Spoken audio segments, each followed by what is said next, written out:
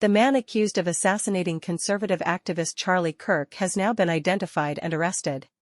His name is Tyler Robinson, a 22-year-old from Utah, and he is currently being held without bail, facing multiple felony charges, including aggravated murder. This is no longer speculation. This is real.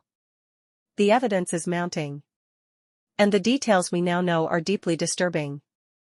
Just 3 days after Kirk was gunned down during a Turning Point USA event at Utah Valley University, investigators have pieced together a case that appears, at this point, nearly airtight. Robinson was arrested in the early morning hours of September 13, less than 50 miles from the Arizona border. Authorities say he was attempting to flee toward Mexico in a stolen pickup truck.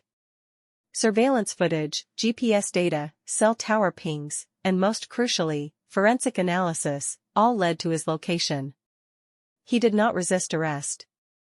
According to the FBI and local law enforcement, Robinson was wearing clothing matching what was seen in security footage from the event, including a black long-sleeved shirt and baseball cap.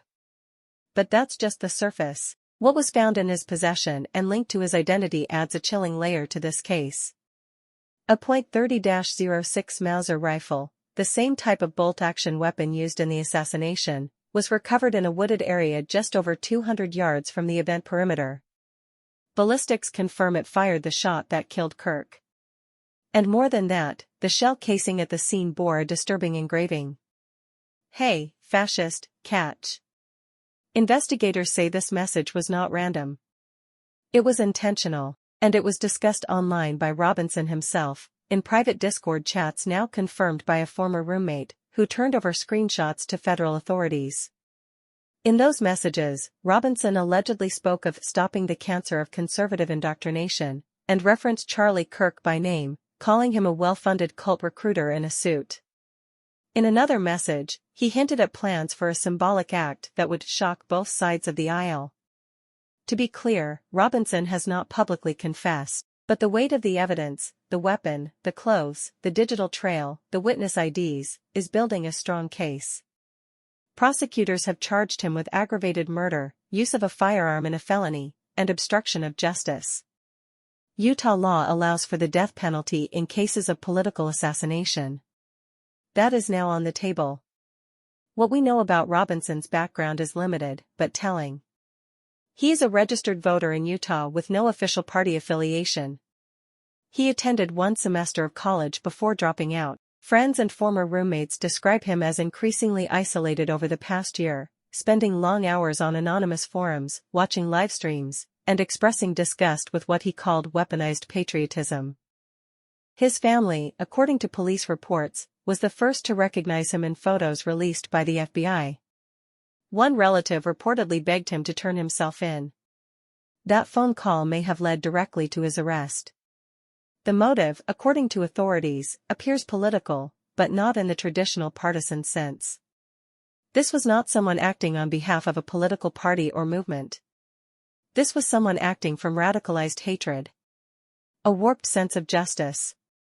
A belief that silencing someone with a rifle was somehow a way to save discourse. This was not just an attack on a person, it was an attack on speech itself.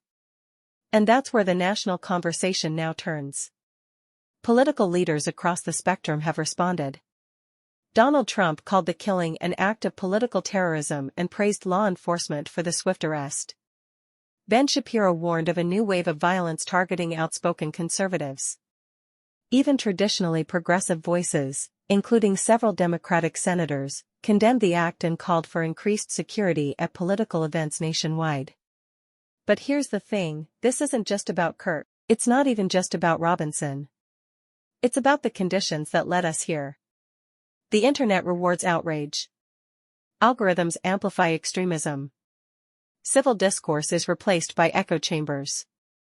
And in that toxic brew, vulnerable individuals, like Robinson, can convince themselves that murder is justice. And yet, we need to ask, where do we draw the line between offensive speech and dangerous speech? Between activism and incitement?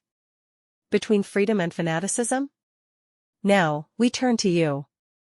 Is the death penalty appropriate in this case? Do you think Tyler Robinson acted alone, or was he influenced, even enabled, by online communities? Should speakers like Charlie Kirk be protected like state officials? And more broadly, are we witnessing the beginning of a dark era, where political violence becomes normalized? We want to hear from you. Drop a comment below, respectfully. Debate is welcome. Division isn't. If you value honest reporting, based on facts, not feelings, hit the like button, subscribe, and turn on the bell so you don't miss future updates. We'll be covering the legal proceedings and social fallout of this case as it unfolds. This is not entertainment. This is real life. And it affects all of us. Rest in peace, Charlie Kirk. This has been a breaking news update. Stay informed. Stay grounded. And please, stay safe.